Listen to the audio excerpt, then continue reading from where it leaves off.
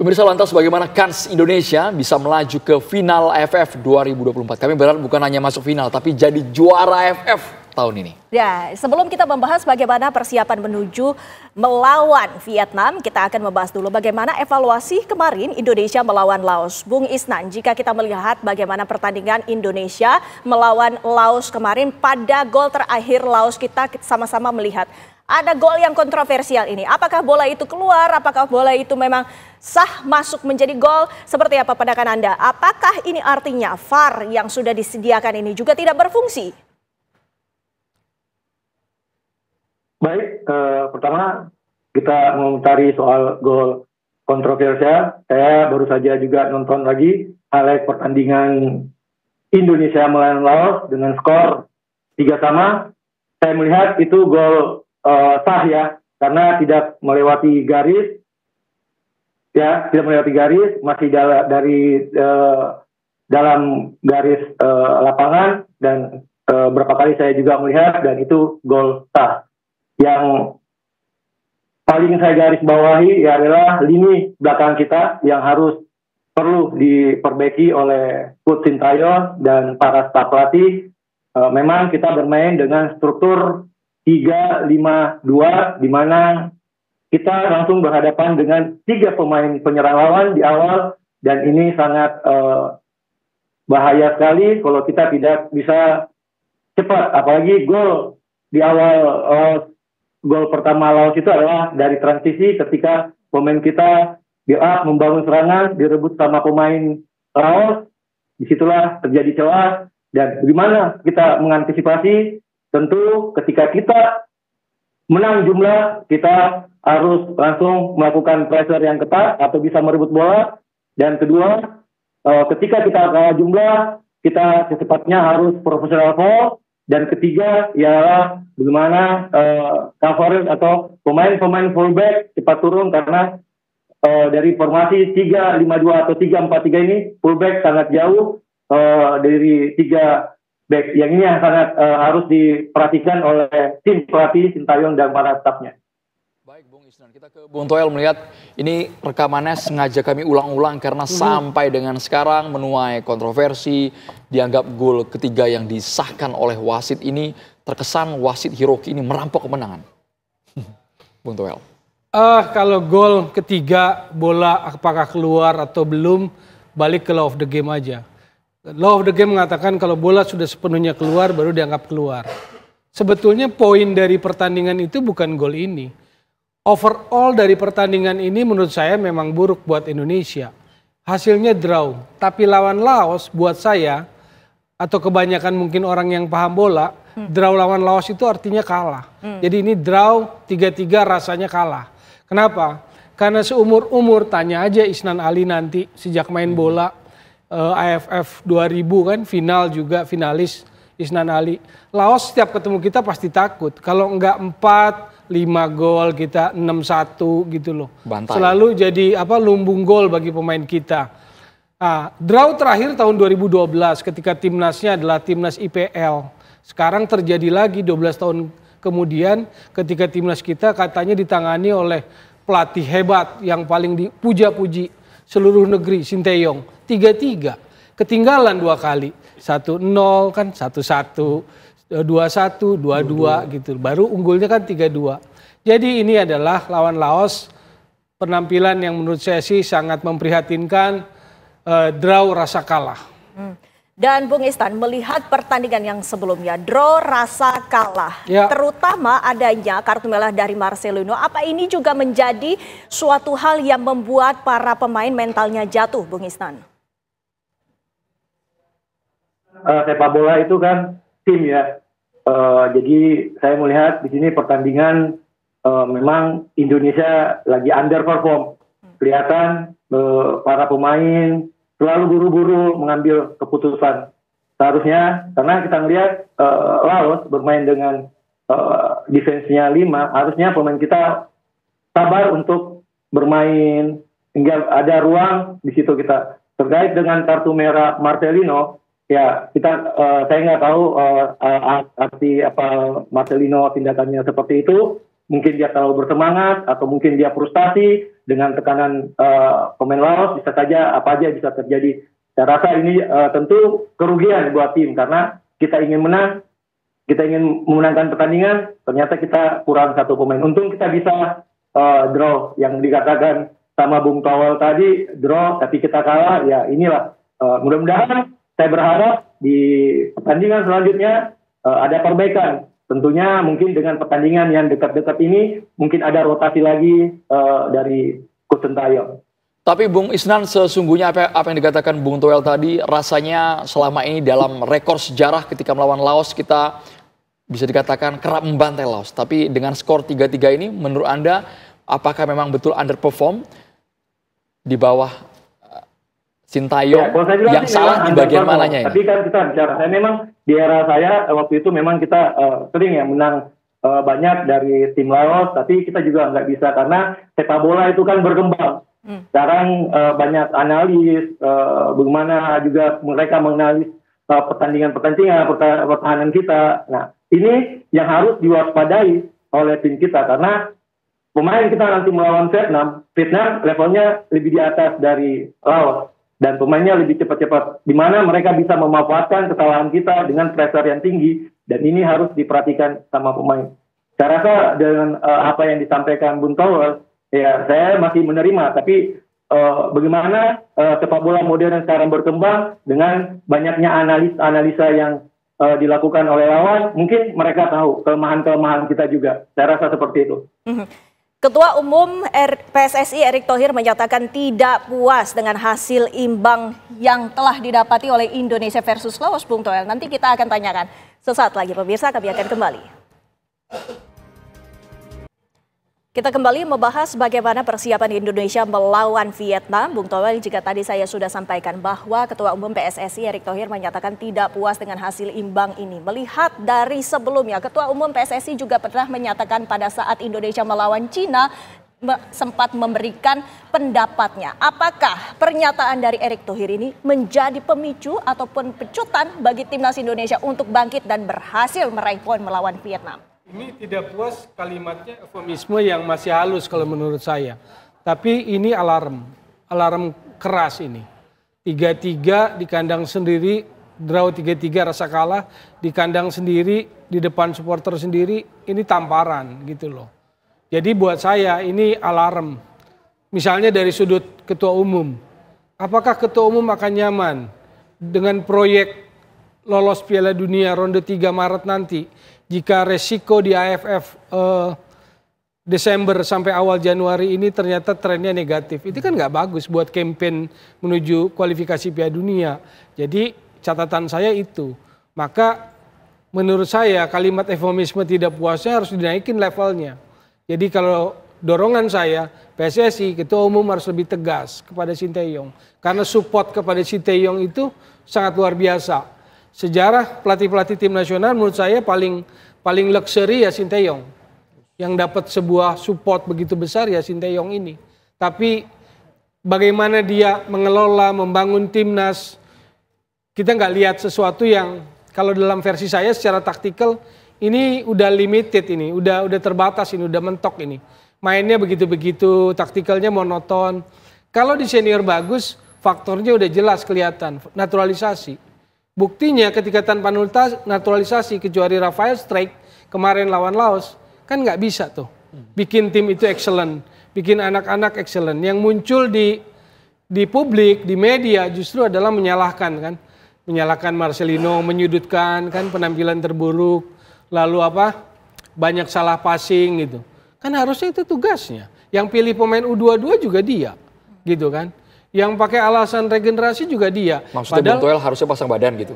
Loh, yang namanya pelatih dia harus proteksi pemainnya. Terlepas salah, itu urusan teknikal dia di ruang ganti. Mau dipanggil 4 mata, 7 mata, 8 mata, terserah lah itu kan. Tapi itu urusan dia dengan pemain. Jangan begitu, misalnya Marcelino 20 tahun, lawan Arab kemarin jadi penyelamat, bahkan penyelamat masa depan jabatan dia, karir dia di timnas Indonesia loh dengan 2 gol ke Arab.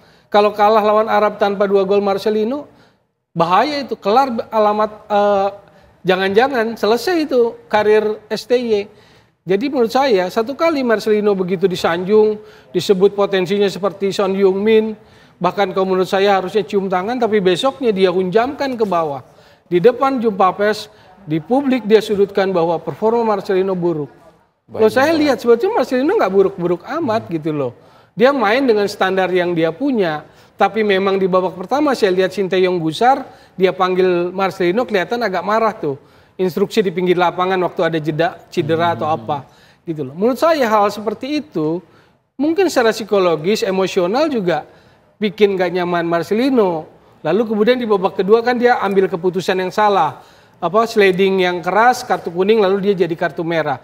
Tapi apakah dia pantas dikambing hitamkan untuk penampilan buruk Indonesia 3-3 versi dia? Bukan dong. Secara taktikal dia yang harus bertanggung jawab, bukan Marcelino. Ini sudut pandang dari Bung Toel, tapi kita boleh move on, kita beranjak untuk menghadapi Vietnam karena di atas kertas hitung-hitungannya Vietnam jauh kemampuannya di atas Laos. Yes. Bung Isnan Ali, Anda melihat persiapan dari materi pemain kita head to head karena Sintayong, Coach Sintayong juga mengakui bahwa mereka lebih senior yang turun, lebih berpengalaman di laga-laga internasional. Bung Isnan. Betul, saya lihat materi pemain kita tidak kalah ya dengan materi pemain Vietnam. Kita lihat materi pemain kita juga kan pemain yang di tim Liga 1 mereka pemain inti. Banyak kan pemain inti di timnya masing-masing. Kita ada Ferrari, ada Arka, ada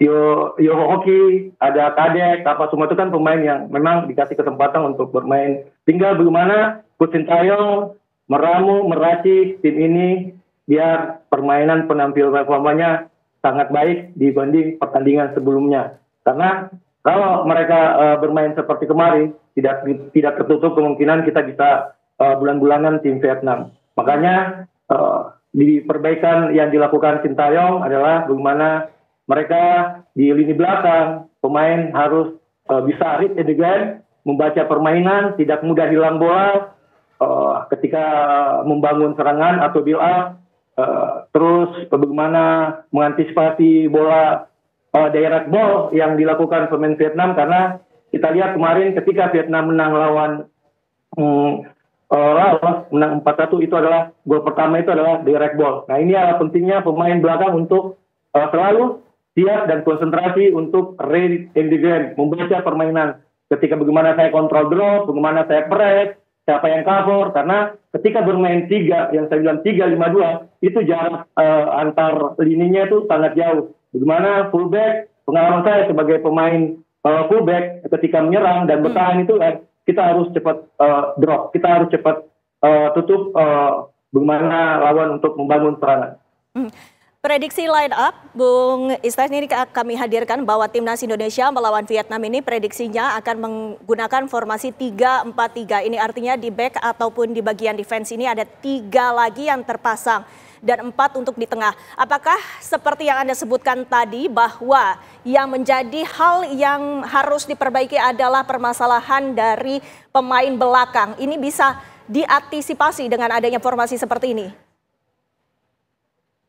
Ya, saya rasa mungkin saya bilang tadi tim pelatih sudah pasti menganalisis pertandingan sebelumnya dan tentu harus ada perbaikan. Mau nggak mau pasti ada perbaikan. Yang paling pertama ya adalah ketika kita membangun serangan, jangan pemain kita itu terlalu mudah hilang bola. Artinya apa? Ketika kita hilang bola, posisi fullback ini sudah tinggi. Nah, di situ yang makanya dimanfaatin kemarin pemain Laos. Karena dia sudah melihat ketika dia menunggu untuk kita salah. Dan ketika kita tahu dia bola dari kita aja, itu pemain kita. Mereka sudah siap untuk lari ke arah gawang. Nah ini yang perlu diwaspadai oleh pemain kita atau tentunya lini belakang. Harus ada komando di lini belakang untuk siapa yang datang, siapa yang cover, bagaimana decision makingnya, pengambilan keputusan yang tepat, siapa yang harus 1v1, siapa yang cover, siapa yang harus. Jadi harus ada komando di lini belakang. Jangan sampai mudah hilang bola, lawan bisa melakukan transisi dengan cepat. Ini yang harus diantisipasi oleh pemain lini belakang kita. Jangan pula kita jadi bulan-bulanan oleh pemain Vietnam. Kabarnya posisi Marcelino, Bung Toel akan diisi nama yang mencuat sejauh ini ada Rivaldo Pakpahan. Bagaimana Anda melihat agar terjadi pembenahan dari mulai formasi, kemudian strategi yang akan dilakukan oleh Sintayong? Paling tidak 1-0 menang tipis saja. Sudah luar biasa. Berat. Lawan Vietnam dengan kondisi kemarin draw rasa kalah 3-3 dari Laos, lalu kartu merah Marcelino. Marcelino kunci loh. Kekuatan lapangan tengah dan attacking itu ada di Marcelino. Makanya dia sebetulnya ada beban, ada carry tim ini gitu loh. Tapi bukan di Marcelino harusnya beban itu. Pertanyaannya, tadi dibilang pemain-pemain ini main di Liga 1 kok. Indikatornya bukan itu. Ini AFF Senior. Event paling bergengsi di kawasan Asia Tenggara. Setelah SEA Games udah pakai under 22 juga sejak tahun 2000-an, bukan senior lagi. Maka tinggal AFF lah yang punya level senior. Kalau mau turunin U22 kan AFF sendiri punya jenjang KU tuh 16, 19, 22. Kan sekarang kenapa turunkan pemain U22 untuk level senior lalu pada saat pertandingan mulai muncul? Karena kita anak-anak muda, rataannya 20 tahun, kumpul sebentar, bla bla bla. Lo yang suruh pilih pemain itu siapa? Bukankah pelatih yang pilih? Pertanyaannya, kenapa enggak kasih kesempatan kepada mereka yang lebih senior? Yang di timnas senior jadi cadangan, mengangkatkan bangku cadangan supaya dia berkontribusi. Karena setiap pemain sejak generasinya Isnan Ali final tahun 2000 pengen juara. Karena setiap pemain timnas pengen punya mahkotanya. Isnan Ali gagal tahun 2000. 2002 ada rekan lain Hendro Kartiko, 2004, 2010, 2016. Jadi menurut saya kasih kesempatan. Hernando Ari, Nadeo, lalu siapa lagi di belakang? Ada Ricky Kambuaya, nggak pernah main di senior. Ada Witan, ada Egy. Mainkan. Dimas Derajat, Ramadan Sananta, Malik Rizaldi, Edo Febriansyah di Persib Bandung main bagus bek kiri gitu loh. Ini kan enggak. Turunin U22. Saya nggak menyalahkan. Saya nggak meremehkan anak U22 ini. Yang mayoritas 20 lah akhirnya ke rataan. Tapi jangan turunkan anak pramuka ke medan perang. Yang salah siapa? Komandannya dong. Sekarang komandannya banyak excuse. Kumpulnya sedikit. Mulai dari persiapan kan begitu kan. Informasi yang ke publik. Nggak ada persiapan. Fisiknya jelek. Salah passing. Kemarin kalau mau analisis salah passing dia alasan. Bukan. Game plan Laos bener. Dia interceptnya di tengah. Kan kemarin formasi kita sangat positif. Attacking. 3-4-3. Dua gelandangnya nomor 8 semua kalau saya lihat. Arkan sama Marcelino. Dua gol dari Laos itu kan proses serangan balik. Kita mau build up ke tengah, progresif passing kepada gelandang, di-intercept sama Laos. Lalu jadi counter attack 1 lawan 1 kan. Kadek Arel lawan nomor 17 kaptennya. Dorong ke kanan, shooting deflected goal. 2 kali mirip seperti itu. Jadi kalau bicara game plan, Laos dapat game plan-nya. Kita game plan menyerang nggak dapat. Gitu loh. Makanya saya bilang tactical Sintayong ini monoton. Dia bisanya defensif. Retreat ke bawah, defensif, compact, rebut, counter attack. Dan maksud Anda taktikal ini jangan diterapkan saat menjamu Vietnam besok? Bukan jangan diterapkan, nggak mungkin. Dia pasti akan defensif di Vietnam. Secara natural, Vietnam akan tekan, akan pressing. Apalagi dia secara materi dia merasa saya unggul pengalaman pemain senior. Dan tanpa Marcelino, siapa yang punya karakter kreativitas lebih kuat dari Marcelino? Nggak ada di tim kita ini kan, maka otomatis pasti akan defense gitu. Tapi lawan Laos memang nature-nya kita harus dominan.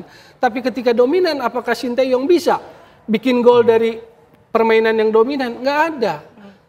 3 gol kita bola mati semua, 2 dari lemparan ke dalam, scrimmage, 1 gol ketiga dari sepak pojok.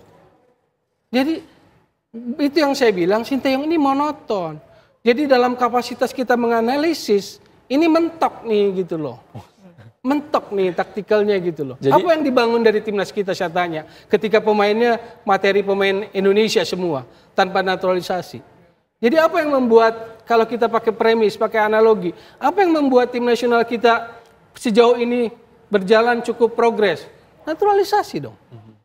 Baik Bung Toel. Itu dibangun Sintayong naturalisasi. Artinya Bung Toel paling tidak kami ingin secara realistis Bung Toel melihat pertandingan besok. Ya berat. Berat. Mental anak-anak menang drop. Tipis Bung Toel. Katakan harus optimistis. Menang tipis saja. Draw aja keren. Draw aja udah bagus. Baik. Kita harus akui itu. Nguyen Quang Hai masih ada. Nguyen Kwang Duk masih ada, Dudo Iman masih ada di sana main. Pemain-pemain Senior mereka. semua mereka main. Ya, bagi kami yang supporter, kami selalu mensupport para pemain timnas Indonesia dan kami percaya meskipun ini sulit untuk dicapai kemenangan, tapi tidak ada yang tidak mungkin dalam sepak bola. Terima kasih Bung Toel, terima kasih Bung Istan Ali. Waktunya bersama kami di Kabar Petang. Selamat petang.